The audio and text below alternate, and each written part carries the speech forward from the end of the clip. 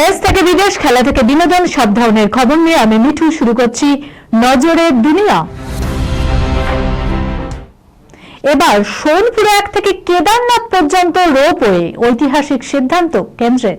ইচ্ছে থাকলেও মহাতীর্থ কেদারনাথ মন্দিরে পৌঁছানোর ধকল নিতে পারেন না বহু পুণ্যার্থী। তাদের জন্য এবার সুখবর। এবার সোনপুর 1 থেকে কেদারনাথ পর্যন্ত 12.9 কিলোমিটার দীর্ঘ রোপওয়ে তৈরির সিদ্ধান্তে ছাড়পত্র দিল কেন্দ্রীয় মন্ত্রিসভা। এর জন্য খরচ হবে প্রায় 4081 কোটি টাকা। আগামী 4 থেকে 6 বছরের মধ্যে তৈরি হয়ে যাবে ঐতিহাসিক এই ঝুলন্ত যাত্রাপথ। অমরনাথের পরে ভারতের অন্যতম কঠিন হিন্দু তীর্থযাত্রা হল উত্তরাখণ্ডের কেদার ও বদ্রী। অতীতের তুলনায় পথ সুগম হয়েছে, তাই সোনপুর 1 থেকে গৌরীকুণ্ড পর্যন্ত 5 কিলোমিটার রাস্তা গাড়িতে যাওয়া যায়। তারপরে গৌরীকুণ্ড থেকে 16 কিলোমিটার পাহাড়ি পথে ট্রেকিং করে কেদারনাথ পৌঁছাতে হয়। এই কঠিন পথই এবার প্রবীণ ও বিশেষভাবে সক্ষম মানুষদের জন্য সুগম হতে চলেছে। তাছাড়া সময় লাগবে অনেক কম। এবার কেদারনাথ পৌঁছাতে গৌরীকুণ্ড থেকে পায়ে হেঁটে, ঘোড়ায় চেপে বা পালকিতে চেপে যে রাস্তা পার হতে হয় 8 থেকে 9 ঘন্টা সময় লাগে, তা রোপওয়ের মাধ্যমে মাত্র 36 মিনিটেই হয়ে যাবে, এমনটাই দাবি করছে মোদী সরকার। Sunirnoy imaging centre private limited advance প্যাথোলজিতে thalassemia screening, large size biopsy setup সহ সমস্ত পরীক্ষা, echocardiography, fetal echocardiography, CT scan, CT guided FNAC, 4D USG, USG guided FNAC, endoscopy, colonoscopy, uroflowmetry, spirometry, colour doppler, digital X-ray, তাছাড়াও সমস্ত বিশেষজ্ঞ চিকিৎসকদের পরিষেবা একই ছাদের তলায় নিয়ে হাজির সুনির্ণয়। ঠিকানা 126/1 পিলখানা রোড, রানীবাগান, বহরমপুর, মুর্শিদাবাদ। বিশদে জানতে যোগাযোগ করুন 8373049252 7547900377। চ্যাম্পিয়ন ট্রফিতেও ঠান্ডা যুদ্ধ হোক পেপসির। 96 বিশ্বকাপের স্মৃতি ফেরালো দুই পানীয় দৈত্য কোকা-কোলা ও পেপসি। বিশ্বের দুই শীতল পানীয় দৈত্যের মধ্যে ঠান্ডা অব্যাহত। একসময় ক্রিকেট বিশ্বকাপের অফিসিয়াল স্পন্সর হওয়া কোকা-কোলাকে বিজ্ঞাপনী লড়াইয়ে হারিয়ে দিয়েছিল পেপসি। এবার চ্যাম্পিয়ন ট্রফিতেও কোককে টেক্কা দিতে চমক দিল পেপসি।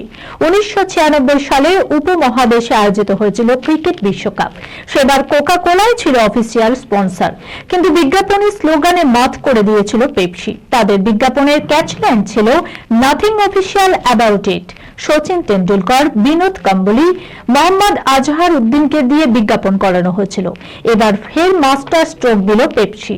3 দশক পরেই ও চ্যালেঞ্জের মুখে পড়তে হলো কোকা-কোলাকে। এবারের চ্যাম্পিয়ন ট্রফিতে কোকা-কোলার বিজ্ঞাপনে জোর দেওয়া হয়েছে হাফ টাইমের উপরে। টিভি ও ডিজিটাল মাধ্যমের প্রচারে বিজ্ঞাপনে বলা হয়েছে খেলা বিরতিতে তাদের তৈরি ঠান্ডা পানীয়তে চুমুক দেওয়ার কথা। এখানেও পেপসি পাল্টা দিয়েছে। তাদের বিজ্ঞাপনে catchline any time is Pepsi time. প্রসঙ্গত, পেপসি বনাম কোকা-কোলার এই লড়াই বরাবরই অসম্ভব জনপ্রিয়। গত শতকের 8 দশকে পেপসি শুরু করেছিল পেপসি চ্যালেঞ্জ। 1985 সালে কোকা-কোলা নিয়ে আসে নিউ কোক। তারপর থেকে স্লোগান পাল্টা স্লোগানে জমে গিয়েছে তাদের বিজ্ঞাপন যুদ্ধ, যা নতুন মাত্রা পেল 2025 সালে এসে। ফুলসজ্জার পরের দিনই সন্তান প্রসব তরুণীর, কিভাবে সম্ভব এই নিয়ে হকচকে গেল পরিবার। তারপর দেখুন, 3 দিন হয়েছে বিয়ের, কিন্তু ফুলসজ্জার পরের দিনই ঘটে গেল অদ্ভুত কাণ্ড।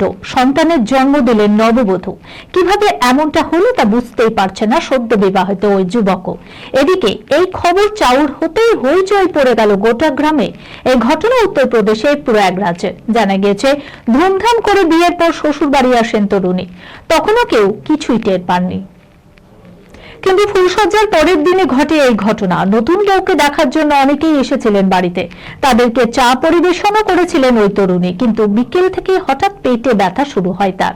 হাসপাতালে নিয়ে গেলে সন্তানের জন্ম দেন নববধূ। এই খবর ছড়িয়ে পড়তে বেশি সময় লাগেনি। বিয়ের দিন তরুণী অনেকটা উঁচুতেই লেহেঙ্গা পরেছিল, যা খুবই অদ্ভুত ছিল। ছবি তোলার সময়ও অদ্ভুতভাবে দাঁড়িয়েছিলেন, দেখে মনে হচ্ছিল অস্বস্তি হচ্ছে, কিন্তু যুবক কিছুই বুঝতে পারেনি। এই ঘটনায় ক্ষোভে ফুঁসছে তরুণীর শ্বশুর বাড়ির লোকজনও। পরিবারের দাবি, ওই তরুণীকে আসল পিতৃ পরিচয় জানাতেই হবে। ইতিমধ্যেই সোশ্যাল মিডিয়ায় ভাইরাল হয়েছে উত্তরপ্রদেশের এই ঘটনা। খুদে রাহা এবার দিদি হচ্ছে। দ্বিতীয় সন্তানের নামও ঠিক করে ফেলেছেন রণবীর আলিয়া। সুখবর এলো বলে ভাট কাপুর পরিবারের নয়নমণি খুদে রাহা। তাকে ঘিরেই রণবীর আলিয়ার জীবন। রাহাকে নিয়ে নিত্যদিন দিদা ঠাকুমা শনি নিতুর ঝগড়া লেগেই থাকে। আলিয়া আবার সম্প্রতি জানিয়েছেন, মেয়ের জন্মের পর থেকে নাকি রণবীর কাপুর একেবারেই বদলে গিয়েছেন।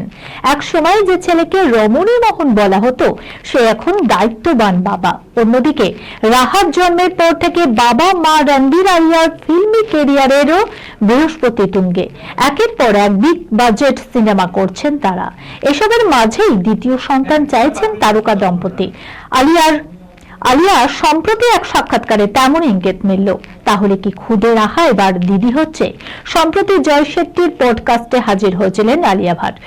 সেখানে অভিনেত্রী জানান, পুত্র সন্তানের জন্য একটি নামও ঠিক করে ফেলেছেন তারা। এই খবরের সঙ্গে শেষ করলাম আজকের নজরে দুনিয়া। আপনারা দেখছেন টিভি 24 বাংলা, সংবাদ বিনোদন সারাদিন সারাক্ষণ।